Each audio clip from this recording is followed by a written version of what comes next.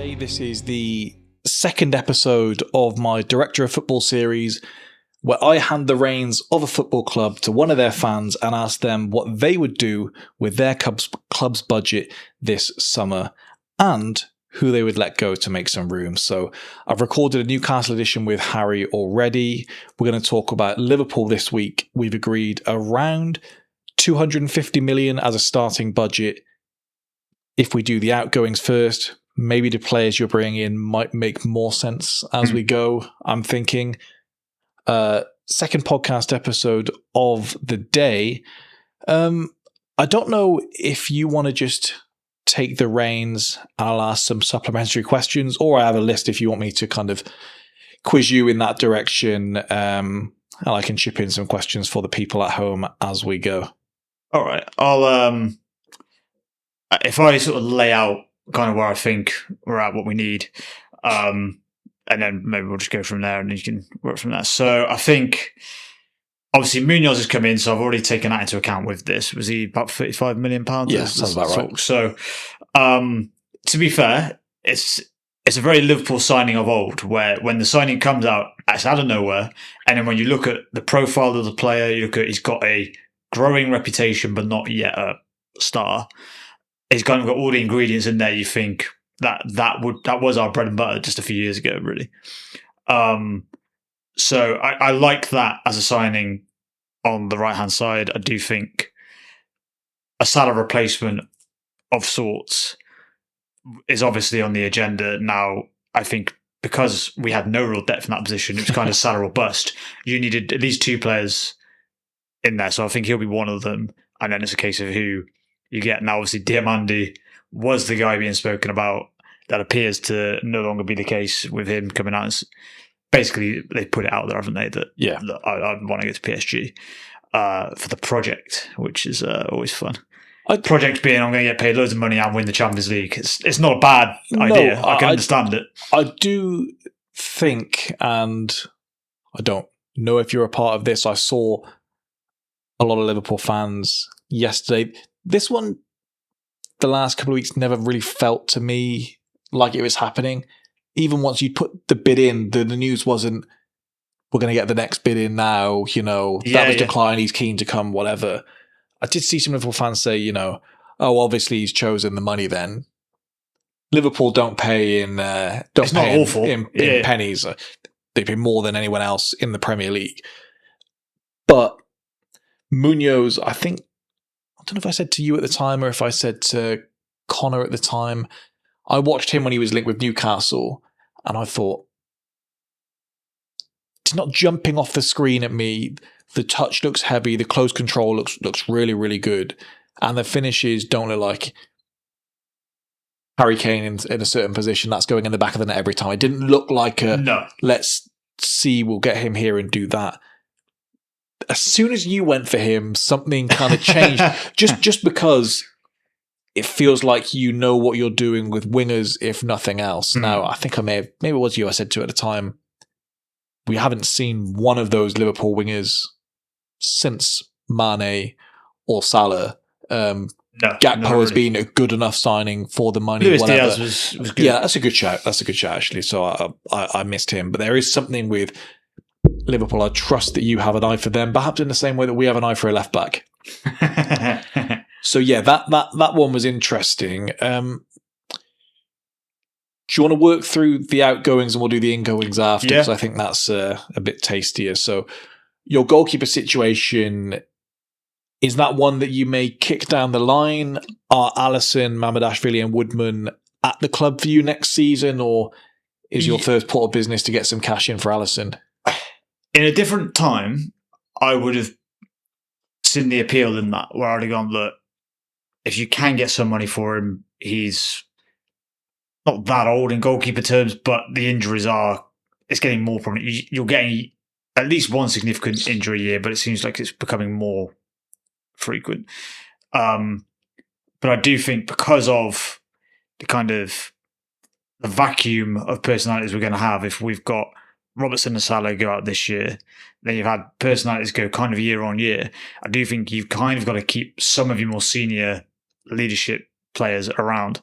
you can't just leave it kind of Virgil on his own. So this will lead to a couple of players staying on here, and Alisson would be one of them. Ultimately, he's still, even with injuries sort of thrown in, he's still our best keeper by a long stretch, and to replace him, we'll have to cough up some serious money. The idea that we can see someone starting as Brazil's number one at a World Cup, and also we're having a conversation as to whether Liverpool should move on from him, is such. I think it's more that he's obviously that Juve link, and the idea that he would quite like to, by all accounts. Now he hasn't said it, but that's the rumor. I think that's probably feeds into it more than us looking to shop it.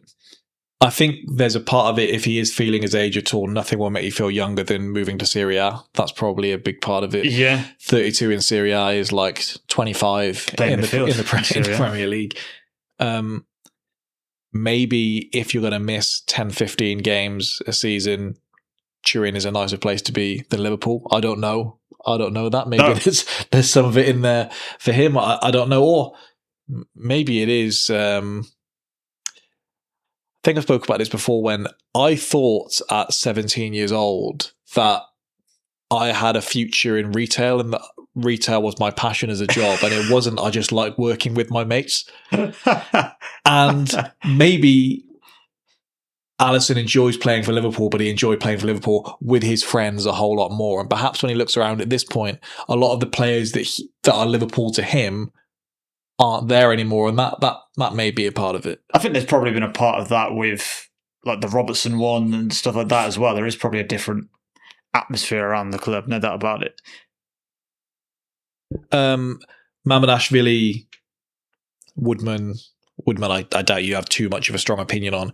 Mamardashvili, perhaps there's more pressure on being the number 2 keeper at Liverpool than most other positions in the league, just because at some stage you are coming in. Yeah. But then there's a different conversation, isn't there, between whether you're good enough to replace Alisson or whether you're good enough to be Liverpool's number 2. And that's probably where the confusion comes in with the problem Liverpool. He's got is a couple. Obviously, Kelleher was about as good as number 2 as you're going to get, because he's a starting Premier League goalkeeper. Now, how high up the league you think he is, that will probably vary depending on Liverpool fans. Maybe rate him a bit higher. Some fans questionable, and I think you've questioned it previously. But he's come in now. You bought him about £20 million, I think, and so in effect, he's the Kelleher replacement. If you go, is he better than him? Questionable. At the very least, you'd probably say it's close, and based on what we've currently seen, Kelleher's probably got the nod. So you've downgraded in that regard, but also Kelleher, I think people probably knew we're going to have to sell him at some point because Alisson's still here. He's not going to displace Alisson. Whereas the timeline with Mamardashvili was more, right, he is the long-term successor. And so we're looking at it going, shit, if this is what we've got, then we're in big trouble. So you never had to have those concerns with Kelleher. So that's where the pressure lies with Mamardashvili. I don't really know what you do there, because if Alisson was like an older goalkeeper who was still playing every week, I would say send Mamardashvili out on loan to another Prem team, and we will see over the course of the season, and let him get his mistakes out there, and we'll see. But because Alisson is going to miss a chunk of the season, you just know that's going to happen. You kind of can't do that. You kind of need Mamardashvili around, or you go into the market for another backup goalkeeper. But then you're getting, unless there's one really available, which doesn't seem to be, you're kind of on the wheel at that point. You're basically looking at someone really young that's willing to sit and wait, or a veteran goalkeeper that is prepared to take the larger paycheck because that's his role and chip in a couple of times a season, which is what we opted for with Kepa. And again, you have the situation where you go, he's about as good of a number 2 as you can get. Oh, Christ, I don't want to see him as my number 1. Yeah. I mean, you got down to your 3rd keeper this season. That must be, you must be the only team in the league that ended up having him play significant minutes. And there you were.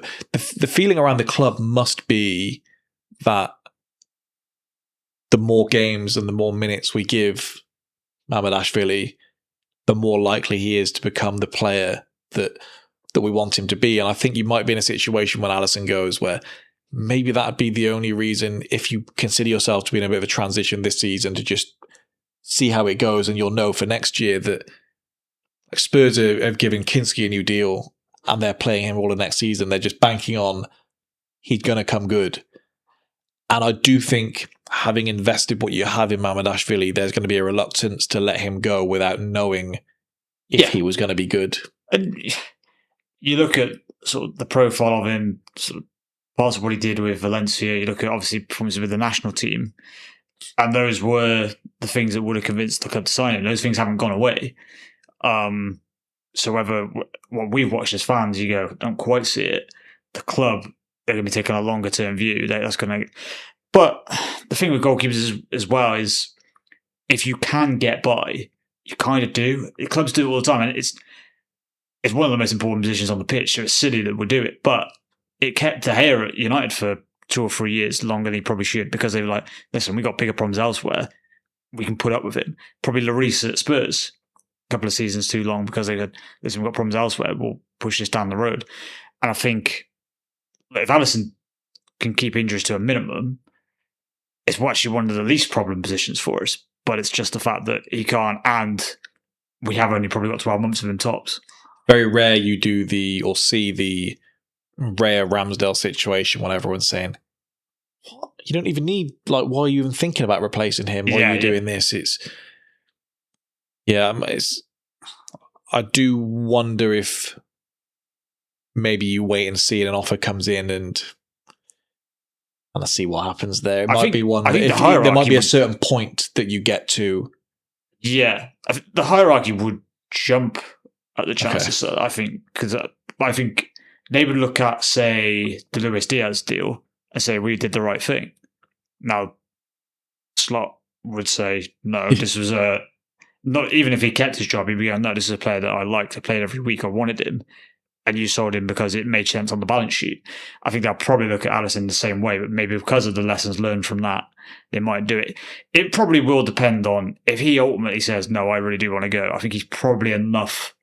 He's got enough cachet at the club. There's enough of a legend at the club. I do think the club might say to him, okay, we will kind of allow it. But they might say to him, look, give us 12 months, you can go on a free. I think it's probably how it plays out. Joe Gomez played 33 times last season. Is he staying put? I keep him for the same reasons. He's our longest serving player at this point. And again, you've got, I don't think he's the biggest character necessarily, but you've got a level of continuity, and you do need that. I think a big part of our problems, particularly early in this season, was the level of turnover of players we had coming in. So I do think you kind of need that continuity in there, and I'd keep him in there. He is ultimately, if he's in your team as a squad player and can fit in, right back or centre back, even left back at times, I don't have a huge problem with it. It's if you end up relying on him. Yeah, I'll assume you're not selling Virgil van Dijk. That's not your first big move. Kirkez, I'm assuming, isn't out the door. Maybe you considered it. Conor Bradley's still recovering from cruciate injury. Leone is recovering from a cruciate injury. Is Tsimikas just taking Robertson's place in the squad, or are you going to be refreshing that position? I'm going to be freshening that position up, yeah. Okay, so is Tsimikas out the door? Tsimikas has been shopped, yeah. Okay. Accepting probably not getting a huge sum of money there. He probably doesn't want to be sent out, come back, actually, we need you for a little bit. No, actually. No, yeah. I think he probably thought the loan move would work better than it has. I think probably everybody did. But he'll get a club, even if you ended up back in Greece, if you ended up going there. So, yeah, I would be looking in the market there. I do think we need somebody to challenge Kirkez, because the jury's still out on him. I think he improved as the season went on, but jury's still out. Is Frimpong staying? Frimpong is staying. Okay. In my sort of order of events. I know wasn't a brilliant first season. I think people are unconvinced. I think that's fair to say. But I think didn't sign him for a huge sum of money. I think the fact that can he play two positions or can he not play one? I guess is the question. People go, is he a right back? Is he a right winger? Well, I don't know what he is. I think you didn't sign him for huge money as a right winger. If you sign him as a right back, I think comparatively it's good pretty money, isn't it? Decent money. Yeah. Endo, I think the belief is that he's going to see out the last year of his deal. Is he with you? No, I would make the move. Again, no real objection if he does stay, because clearly he's a good character guy. No doubt about it. But just with the recruitment I'd be looking to do, he wasn't getting much game time as it was. I don't think he'd be getting much with this. I was reading yesterday, actually, that he had two choices because he ultimately misses out on Japan's World Cup squad. But when he got his injury, and it's way back in like November, is it not? He had two choices that he could have got an artificial ligament put in as a result for his surgery, which the hope was that it was a longer layoff, but hopefully he'd be fit for the World Cup and then back after that. The shorter term fix he was offered was a metal plate or some kind of metal fitting as his operation, which would have got him through the World Cup, but he'd have missed the start of next season, having to have it removed, and then the recovery would start. So in theory, if you are trying to sell him, you're in a better position to do so because he opted for the previous one, didn't make it to the World Cup, but he should be fresh now going into the new season. Okay, yeah. Yeah, look, when I put him on the chopping block, I did feel bad for the guys. I just missed the World Cup and I'm now going to shop you. But sorry, mate. How much money do you think you can get through the door for him? I don't imagine you're getting much, are you? If you got 10 million, you'd be happy. I think it would be a nominal fee. Do you think he'll have a desire to see out his last year? He might do. The problem is, if the manager says to him, "You're not going to get much game time," I do think at some point he probably will be like, "No, I do want to play." He comes across that way. It is a weird one with him as well, because if you do bring him on, there does seem to be a bit of an energy around the place when he comes on. I don't know what it is. So it would be a bit of a shame, but yeah, in my order of events, I would get rid of him, but I think he probably will stay because I don't think there's a huge market necessarily for him. So seeing out the last year probably does suit all parties in that regard. Okay, maybe the second tricky one I'm going to ask you after Alisson. Dominic Szoboszlai has 2 years left on his deal now. There is a decision to be made around him. You spoke earlier about the decision that was made to suit Liverpool for Luis Diaz. In your role as director of football, are you thinking about the long term? And we've lost Trent, we've lost Robertson, Alisson next year. We can't afford to lose another player on a free. Mm-hmm. Or are you saying, as I would do playing Football Manager, I back myself that some point in the next 2 years, even if we go right down to the wire, I'm going to get him to sign a new deal? So, no, I wouldn't do that because our track record indicates that's not going to happen. But you're in charge now. Yeah. Go make him an offer he can't refuse. I think because you've got all this other stuff going on, this will get lost in the weeds, I suppose, I think. But I would sit him down and go, look, are you signing a new contract? I'd get a new contract in front of him. And say, are you signing this? Because, yeah, I do think he feels absolute classic run your contract down and go to Madrid type of situation. I think it wasn't a coincidence that his agent came out with that talk a while back about him being a Madrid fan growing up. That stuff doesn't just happen. And I could see it. Is it a good or a bad sign that he seems more willing to discuss this in the media? He was the one that said, they haven't approached me about a contract yet at this point. He's both said, I want to stay, I see my long-term future here, and you never know what the future holds, which are two very different things to come out with. Is he playing the game that you should do as a footballer, but you don't want to happen when... Yeah, I think he's... It's not supposed to get to this point, basically. No, I think he's probably doing what he has to in that regard. He's an interesting... He's quite blunt as a character. He can be quite to the point in an interview. And so as a result, I do think if a journal gets him just even in the wrong mood, you can get a different answer out of the guy. Okay. And even he's spiky in terms of he's had things with the crowd before where he's, he was one of the more open ones of not he didn't like the Trent situation, which fair play to you. You're coming out and backing your mate. I don't have a huge issue with that. If some fans don't like it, I think that's fair game. But other stuff, there's been ones this season where he's come across to the crowd and had a bit of a row and not understood why the crowd are pissed off, and like, well, they're not pissed off with you, mate. Actually, you've been okay, but the rest of your team have largely been shit. So stuff like that. He's definitely got an interesting relationship with the club and with the fans, and that stuff plays a part as well. I think it genuinely played a part, even if you go back to when Wijnaldum left. There was stuff, it was just starting to sort of circulate online. We didn't start the season great, and he started getting a lot of flack from fans, and I was like, well, he ain't going to sign a new fucking contract now because you're giving him that. So, little things I do think kind of lead into it. So I could see it happening with Szoboszlai. Now, I would accept in the director of football role, I would desperately try to get him to sign a contract now or by January. I'd be having a conversation again at that point, and then I would accept that then the following summer, if he hasn't signed, he isn't going to sign, and then I would shop him. And I would say, even if you end up, you're in a bit of a desperate situation, you'll get less money. We know we will because it's 12 months. It's better than letting him go on a free. Because last season can kind of go two ways, can't it? Last season can go, he kind of emerged in the best way possible. Like, organically, he's emerged as the face of Liverpool Football Club in the big moment. He's the guy that we're going to look to at this point. He spent 200 million on attackers, and he's still the guy that we're trusting over the dead ball. He's the guy that we're putting front and center of the kit campaigns, whatever. So that can encourage you, and you say, well, I want to be here now.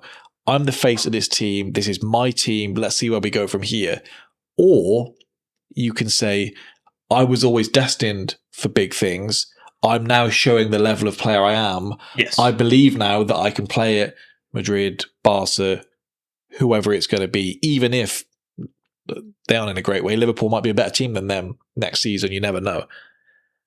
I guess you don't need to answer now which direction you think that's going, but don't know. It's a weird one. But I've thought with all of your players that they were going to sign a new deal, and not even in a I'm jinxing it, not in a let me prepare myself for the worst situation. In a growing up, the feeling was the players inside Liverpool loved Liverpool to the point that they didn't want to go anywhere else, unless it was that they were Spanish and they grew up in Barcelona. Or like, for me, Fabregas going to Barcelona, I hated, but that was at least the only move I could explain away in my head of that's the only place you should want to be other than here. Yes. And there's a few other places it turns out he was having to play too. But yeah, I can't imagine Szoboszlai being in the position he is, if at least has the feeling that you're going to be a team competing at the top, that he would want to be anywhere else. Because as players have found out, you are just going to be another guy at, like, you're not going to go in Barcelona's midfield and be the guy. You look at who they've got in midfield for Real Madrid and say you're not going to go in there and be the guy. So no. But then his personality, he shouldn't believe that would happen. No, so. They'll always think they're the exception. They're different. And the tough one we've got is with him. You can kind of say to him, look, you can be our Gerrard now. You're all action midfielder. You can be everywhere. You can be that guy. Problem is, the boyhood Liverpool fan left to go to Real Madrid. Yeah. So the guy who would have grown up dreaming of being Steven Gerrard or whatever, that dream being sold to him wasn't enough. So would it be for Szoboszlai?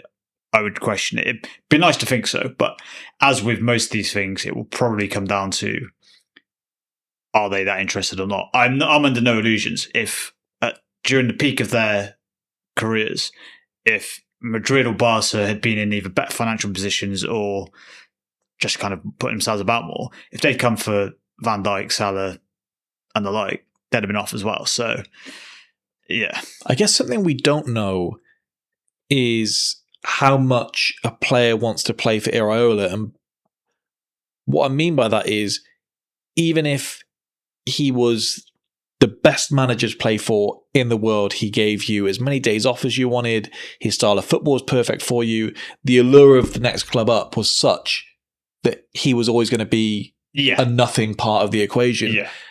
I wonder now, could there be a situation where there's managers you can reference to say that people want to play for him. We don't know if he's going to be that for Liverpool or if it's going to go the other way. Yeah, we really don't, do we? And we don't. Something had clearly gone wrong under Slot, and so I think the players will be looking forward to working with a new manager and kind of reinvigorated by it. But also, everything we've heard about Iraola, particularly on, is this is fucking hard. Yeah. You know, he's giving you no days off. He's giving you double sessions to get up to speed. And if you're a player who's of a certain level, you might think you're above that. Now, hopefully you're not. Hopefully it's that you don't have an attitude problem throughout the squad and they buy into the new manager, certainly at least to begin with. But, these players, they don't always do that. And we've seen it before that when you go from a club, Bournemouth sort of level to another club, sometimes those players are a lot more coachable, actually, than the ones higher up. Let's work through a few more of these. So, Wirtz, I don't think you're selling him at this point unless he's really pissed you off in the last year. He has pissed me off, but no, I'm not selling him. McAllister, I thought, was an interesting one. If you are looking to have some turnaround in this Liverpool team, is he one that is out the door for you? He's interesting, isn't it? Because towards the end of the season, there was an odd thing of kind of almost suggesting he was just done, which I genuinely do think shaving his head played a part in that. I think people think he's about 36. Yeah. And his form was dreadful, so he was helping them on that. And it kind of became they were probably going to sell him in the summer and pick up 35 million for him or something like that. Now, whether it's because another midfielder is being linked a lot more prominently with a move now, the talk with McAllister has definitely died down, whether it's the World Cup or whatever as well, who knows.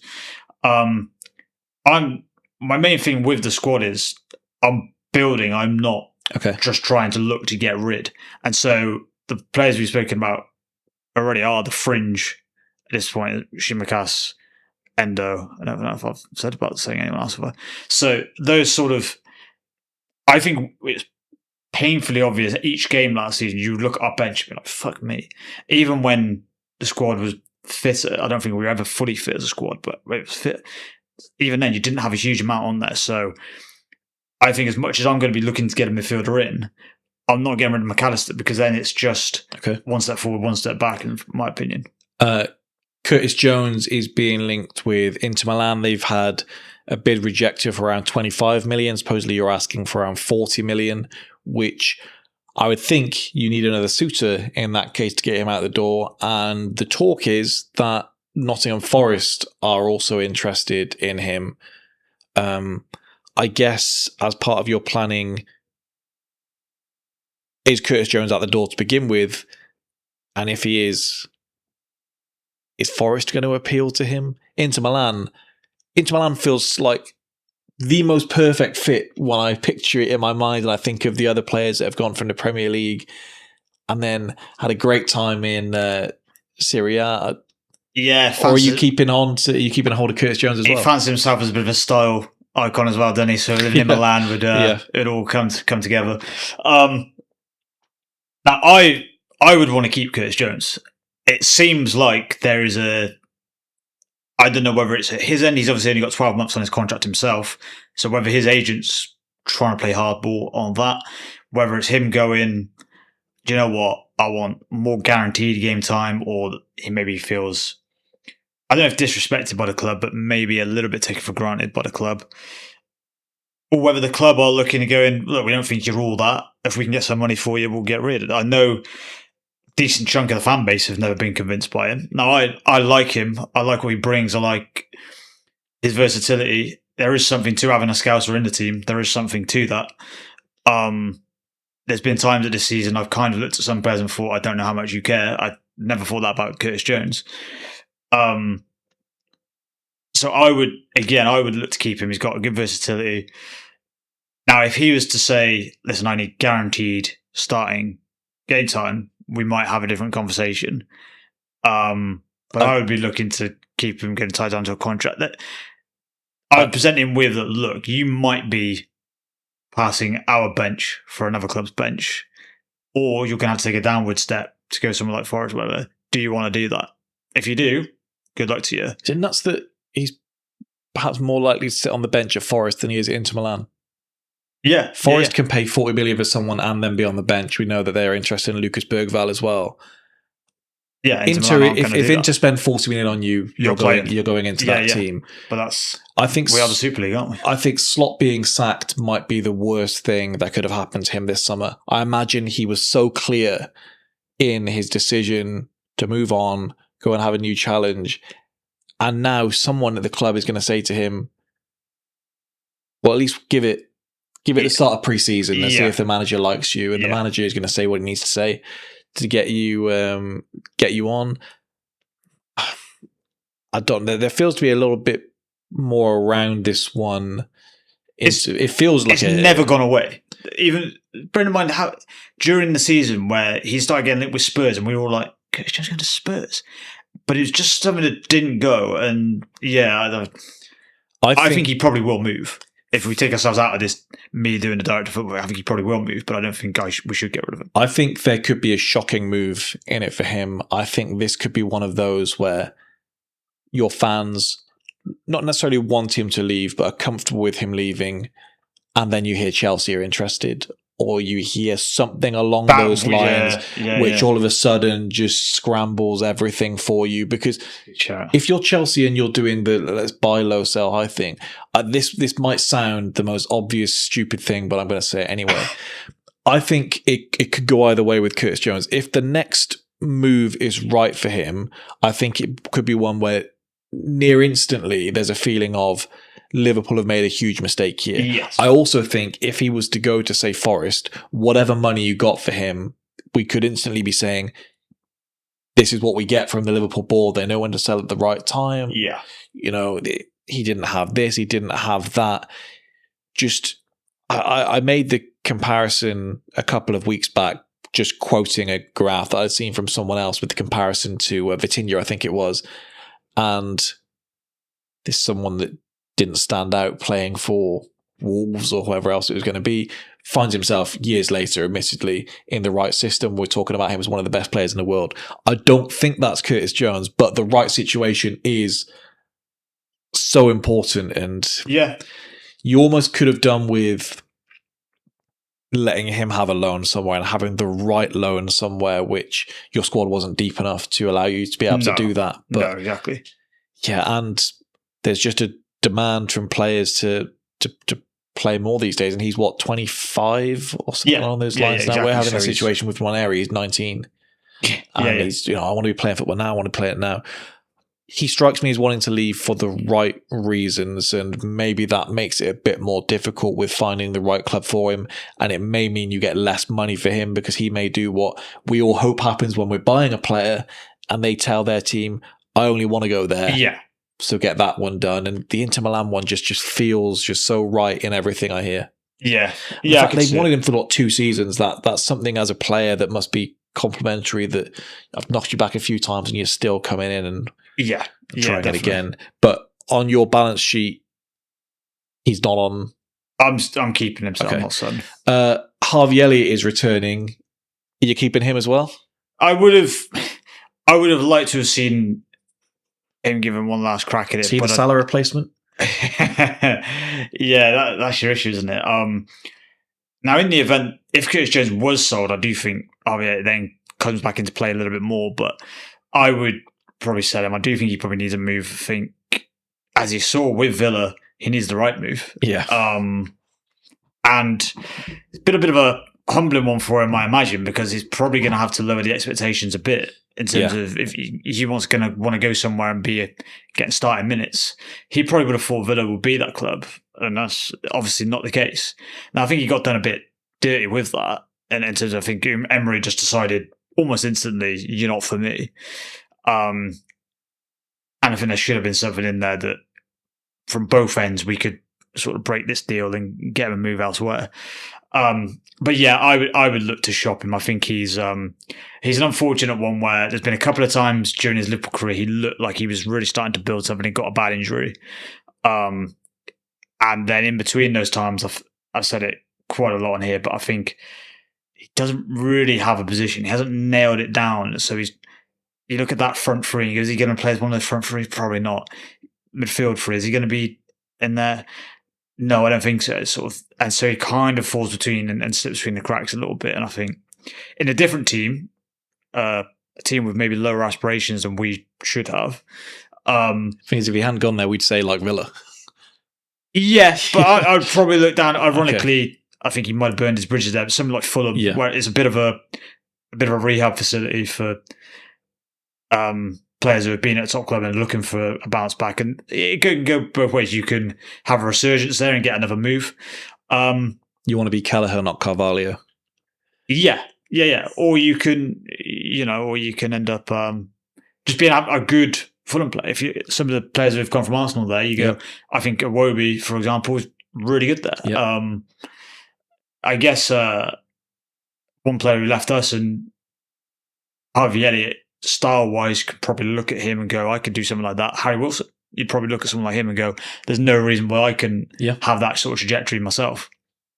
I don't think there's too many more that you're going to have on in the departure lounge. Gravenberch, I assume, is going nowhere. No.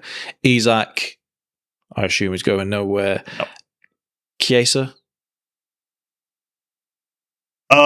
Chiesa will be making a move, unfortunately, as much as I do like him. You getting much for him? No, I don't imagine so. I think he might be quite choosy with where he's going next as well, which might limit your options. I imagine somewhere sunny in Italy is going to be. Yeah, and they'll do some bullshit like, can we get him on loan for 2 years until his contract runs out or whatever? So that's all right. We didn't exactly sign him for big money, so that's fine. Ekitike is injured. He's staying. I imagine he'd be staying anyway. Rio, you turned down an approach from Bayern Munich. I assume he's not going. No. And the last one then would be Cody Gakpo. A lot of Liverpool fans are unhappy with him generally. Are you unhappy enough that you're finding another team for him or not? Maybe it's easy to say because I haven't watched him cut in 5 times and fail to get a shot off or get a pass out. But at the minute, unless I see somebody's put a big bag of money on the table for Cody Gakpo and say, no, we do want him, I'd keep it. Just in the... If we get rid of him, we're going to have to pay for a replacement. We've seen even with the Diamande situation, once he was out the picture, we're like, oh, right, now we're scrambling a bit. The options aren't quite as much as you might think. And the main thing with Gakpo is, if you look at, we're going to try and get more game time for Rio on the left, but he's not going to be starting every game. That's ridiculous. And his form is going to go up and down, as all young players do. So you need Gakpo, you need something there to offset that. Also throw into the fact that basically one of our strikers is out till January, February, and the other one will be out injured. It will happen at some point. It looks sharp enough at the World Cup, actually. It looks good. I don't doubt he'll probably get injured first session of pre-season. So you do need someone who can at least fill in there. I do think Gakpo is a good option to have there. So my the world within this is that someone isn't going to approach me and say, here's 50, 60 million pound for Cody Gakpo.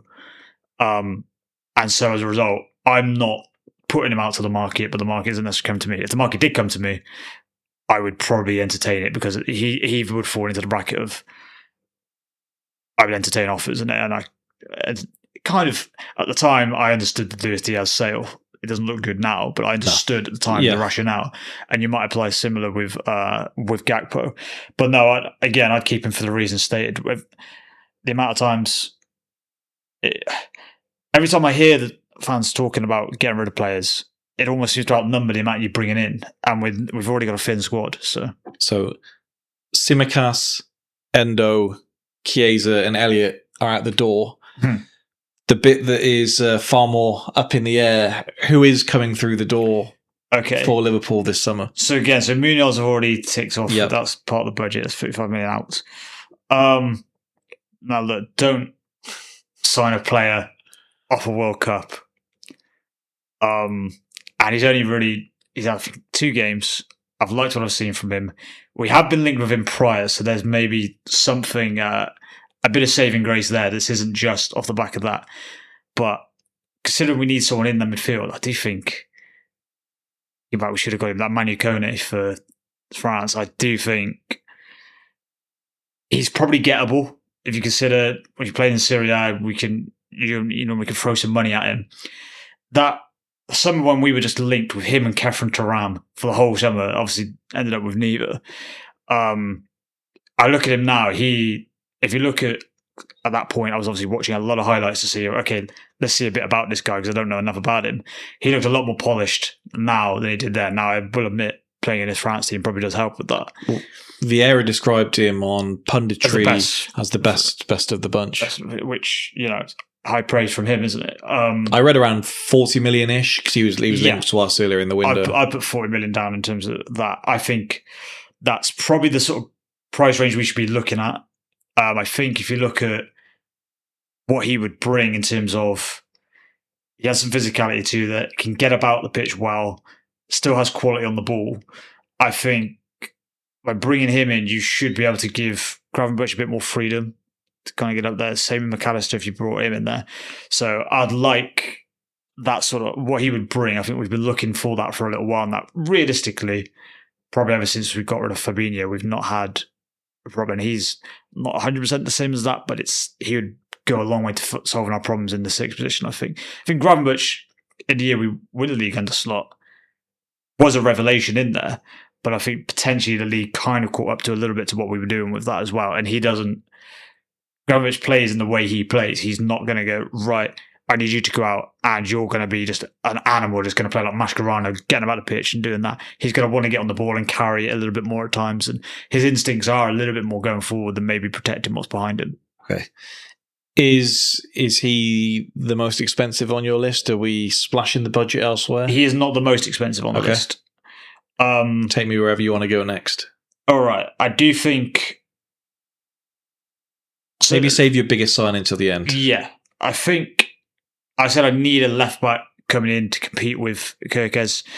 I do think you've got to go for someone probably a bit more established in this case. And so I don't necessarily think the club would do this, but I would. I would look at either, I'm never 100% sure the pronunciation, David Rahm or Rahm for I know what you mean. Germany, and obviously Leipzig captain as well.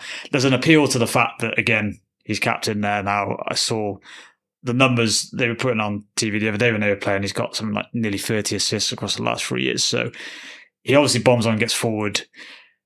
He would fit the mould of what we were looking for, even if I think he's 28, is he? So he's a little bit older maybe than typically. But the problem with Kerkez is because he has looked so up and down and shaky at times. I guess on the one hand, we're going to find out if Iraola is just the magician with him. Or if he just needed a bit of time to settle or whatever. But I do think having someone competing for that space should bring more, because it was so clear last year that it didn't really matter what Kerkez did. Slot wasn't going to play Robertson for a prolonged period of time. So I would get him in. Or if you can't go after him, I would look at, because it's going to cost a similar amount of money, I imagine, I would look at someone like Anthony Robinson at Fulham. I know you're a Premier League left back that can do the job, which is, I know it's not the most fancy signing, but it is. If Kerkez is very up and down, you don't necessarily know what you're getting. I do know what I'm getting from Anthony Robinson. The good down, not that bad. It's just so-so.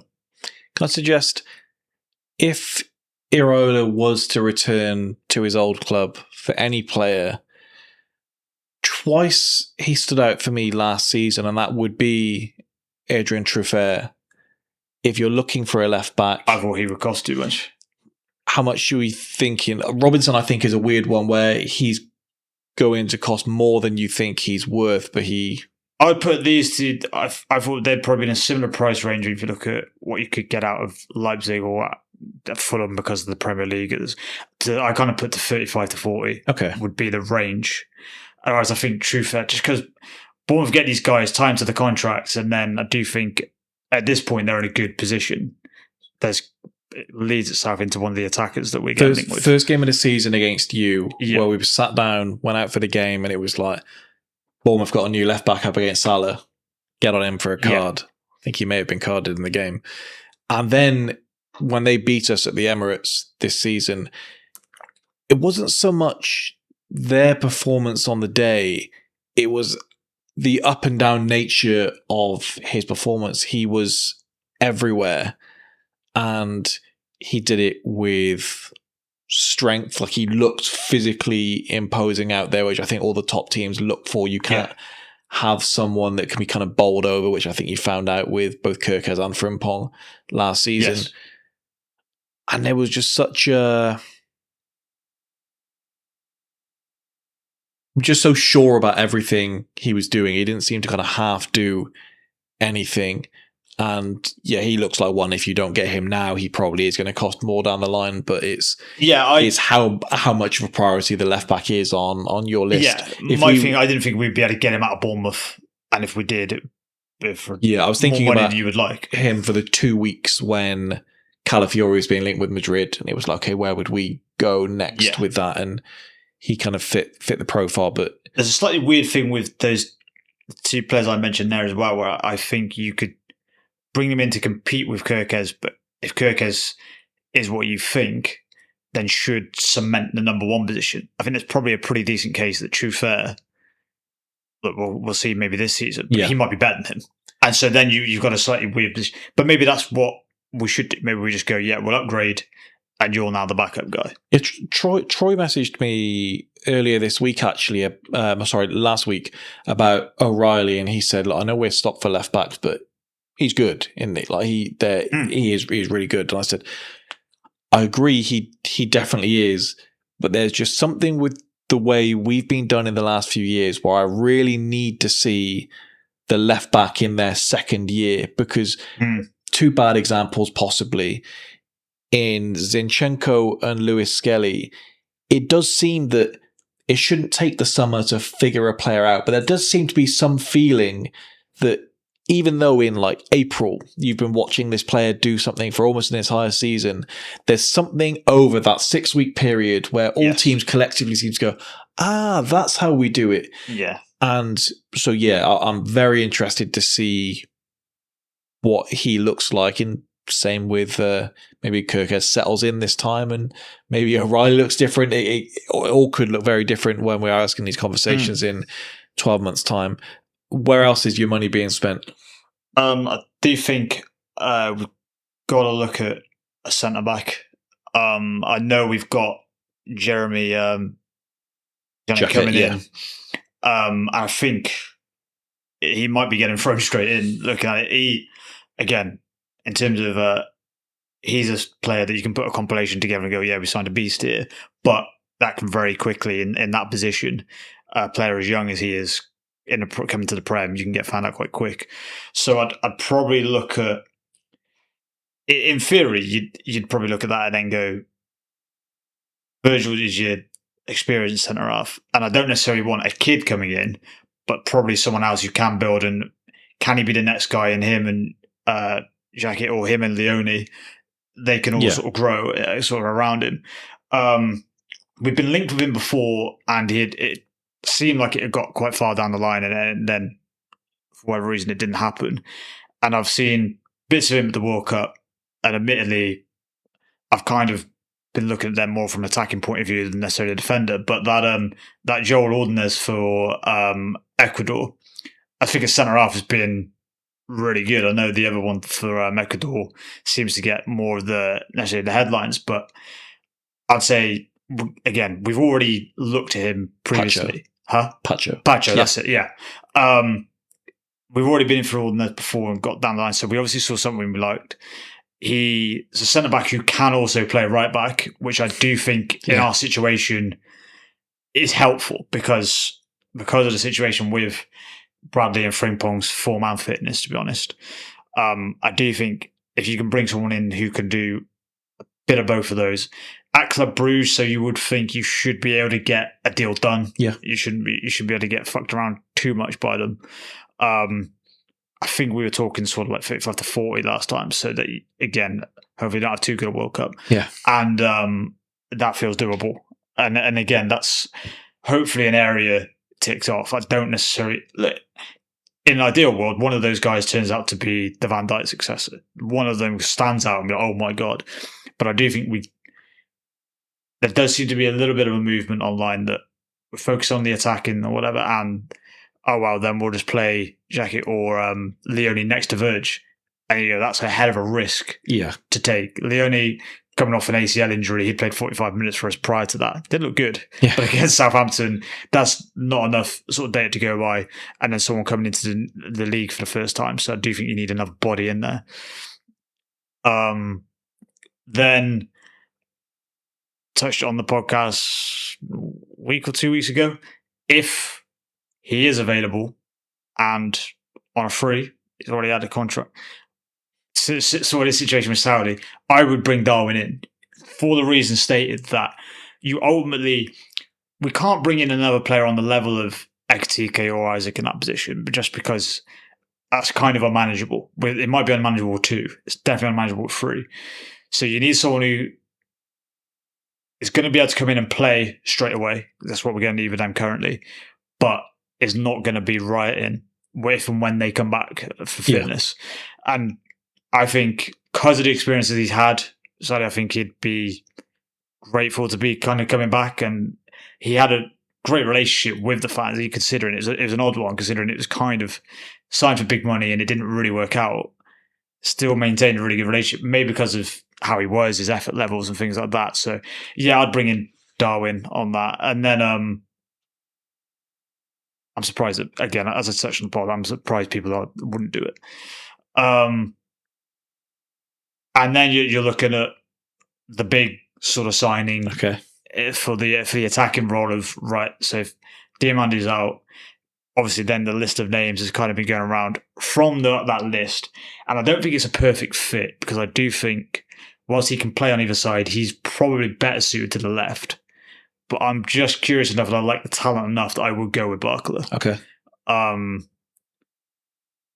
Now, PSG might want more money than even I'm comfortable with, even into this. But just got 75 million for Gonzalo Ramos from Milan. Yeah, that's it. Because in my mind, that was sort of the BARCOLA sort of range. And I think they're going to maybe look at it and go, But also, they are spending the money on Diamonde. There's some talk that Leipzig are willing to reduce the fee if they can keep him for one more year. But they're also in for Akliouche, who is the winger on the other side, also a young French talent. And so they want all of them. And at a certain point, you see it with some players, they have to have a look and say, the writing is on the wall. I can keep looking at the ceiling or the floor. It is there. And so maybe he makes that decision. Maybe he stays for one more and says, I can still be better than these guys. I don't know. I think he played more games than Doué and Dembele. It's just that he wasn't playing the games he wanted to play in. He wasn't playing the big Champions League games. He was playing the games in League One where they were being saved for him. Yeah. So, I'd say I've seen enough flashes from him in terms of that I like that raw pace that he would bring us that haven't had a huge amount in this squad. If you look at last year, we often didn't have enough of that drive that kind of characterised us previously. So I like that. I think there's plenty you can work off. I think the Champions League final probably showed a bit of the good and the bad in terms of that electric pace coming on, which, what is this? But then probably should have closed the show for them. But that's also where coaching and sort of developing comes into it. I think it's kind of been our stock and trade previously. We get someone that Mohamed Salah wasn't an unknown quantity coming to Liverpool, right? But we polished it up, we made it better. And BARCOLA he's obviously going to cost way more than that, and he's more sort of out there. But it's that type of thing of there's something we can work with here. Someone who probably feels a bit, if he goes from PSG, it probably feels a bit hard done by, a bit like I should have been the star there. I've got a point to prove. And there is something too, even if you brought him in on that right-hand side, that natural width and that would bring, I do think that would add an extra element to our team that maybe we haven't had for a little while. And it's difficult to kind of, if you look at Gakpo cutting in on the left, Rio's going to want to be doing the same, as good as he is as a young player. Having a more natural width from the other side, it'd be interesting. You don't see too many teams doing it necessarily. I do think, say you're an Arsenal fan and you like the idea of Rodgers more, sound. If you're a Liverpool fan, you like the idea of Diamonde more, sound. No fan is going to be disappointed if they see the Ornstein tweet come through saying a deal agreed for Bradley BARCOLA. No. You're instantly going to overlook all of the possible negatives Yes. and be very, very excited, and rightfully so. Yeah. So I like the idea of him. I would say the more I saw of him, the more issues I found, but then the more I saw of him, the better the good looked. And yeah, I think this is a player that is probably above all else going to feel a love he's not experienced previously in his career at one of these Premier League clubs. Because he's another one of the guys at PSG. And that will go some way as well. I think he's got pedigree as well. He's been talked about basically from the jump of his career that, look, watch out for this guy. And there is always something to those guys where you go, he's not like a flash in the pan type of player. And I think he probably could be one where you wait for PSG to do their business and then they start going around, well, we can't keep all of these. And he's getting pissed off going, well, I want to go then in that case. And you're trying to kind of work on them a little bit that way, as opposed to Diamandi, we were sort of going out, well, we don't want to spend more than 90 million. And Leipzig were going, well, we want 120, whatever we want. And we go, what about 95? It's like, no, we said 120. And it felt like that. Yeah. That was a non-mover, really. Whereas BARCOLA, it feels like you probably could get some movement on, I think. We're going to get to a point in this World Cup, and we're probably not far away, where the teams I'm rooting for centre around the transfer targets I feel we're involved in and just wanting them out so we can speed this process up. And I do think with BARCOLA, he's going to have enough options on the table that you may see a story similar to the Diamandi one, where it's he wants this team. Yes. And then we narrow it in, and that's happened in your favour before. It's happened in our favour before. It makes things a whole lot easier than having to do the bidding war back and forth thing, because that's tiring for everyone. And then as soon as it doesn't go well or start well, you think, well, did he just come to us for the money? And that's what's happening with Mateus Fernandes now, with Jorge Mendes involved, where he came out and said he likes Man United, he likes Tottenham, he'll go to whoever the highest bidder is. And whether that's true or not, you don't want to hear that. So the idea of BARCOLA at Liverpool, I think every other fan base would think, that's scary. Yeah. The thing with him is, whoever comes in this is going to be billed as the Salah replacement. You kind of have to accept that. I think singularly, whoever you bring in isn't going to hit the numbers that he did, because he was just a freak. And so it's kind of got to be the aggregate, if you kind of will, not to go full money ball on you, but it's that type of thing. We're going to get enough. We have enough goals shared around this group of attackers we've got. I do think, but if we do it in the sort of the moves we've made so far and what I've got on this, we would have enough. We've had depth across each position, and we can kind of rotate and bring people in and not have options off the bench, which I think is probably pretty painfully lacking this year for the most part. So is that the last move? That would be, I think, by my sort of calculations, if I put BARCOLA down as sort of the 80 to 85 region, I might be being generous to us there, that I think I would have spent around 235 of the £250 million budget. Do you want to, just before we close, do you want to just run us through very quickly your ingoings, outgoings? Okay, so I would be selling Tsimikas, Chiesa, Endo, Harvey Elliott. Don't think that's going to raise huge amounts of money, but to be fair, you get those in. You can get towards like 50 mil, so at that point.